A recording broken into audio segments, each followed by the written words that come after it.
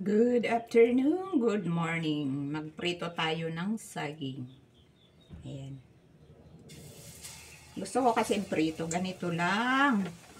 Ayaw ko ng banana Q. Kasi matamis yun. Gusto ko biyak lang na ganito. Ayan. Yan ang gusto ko. Sa amin nga ang tawag nito baduya. Lalagyan pa ng harina. Ang kapartner nito, pansit bato.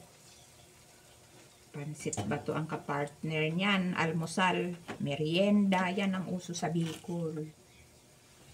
Hi! Hello! Marumi.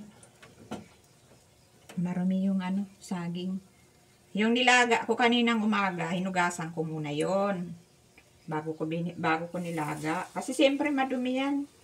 Kung saan yan pinapatong. Hindi ako nagtitiwala na malinis yan. Ayan. Pagka ganito, oh. Tapos bibiyakin mo. Ganyan, may balat pa siya. O di may sapin. May sapin yung kamay. Tsaka ilalagay sa kawali. Pati haya.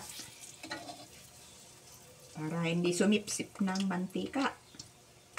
Yan. Ang iba nito, kanina nilaga ko.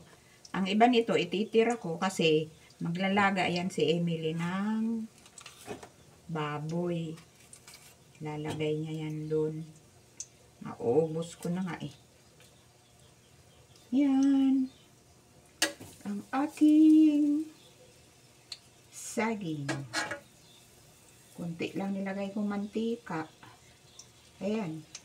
Kasi ayaw ko rin ng mamantika. Kaya hamon na yung masimot nga yung mantika din. Hindi pa naman siya masyadong hinog eh. Pag si Emily nagprito ng ganyan, lagyan niya pa yan ng asukal. Ako ayoko. Ayan o. Asan ba ang camera ko? Ayan na. Mahina lang ang apoy. Hininaan ko lang. Kasi, ayan, umusok na. Ay, nasunog. Nasunog yung lagayan. Ayan, nabaliktad na. Nabaliktad ko na siya. Maya-maya, luto na yan. Nasunog pala yung nito. Yung yung lagayan ng saging.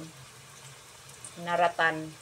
Nito tawag nun eh. Yung parang plato ba sa kainan. Dahil hindi na ginagamit na plato sa kainan. Ayan. Bye-bye. Thanks for watching.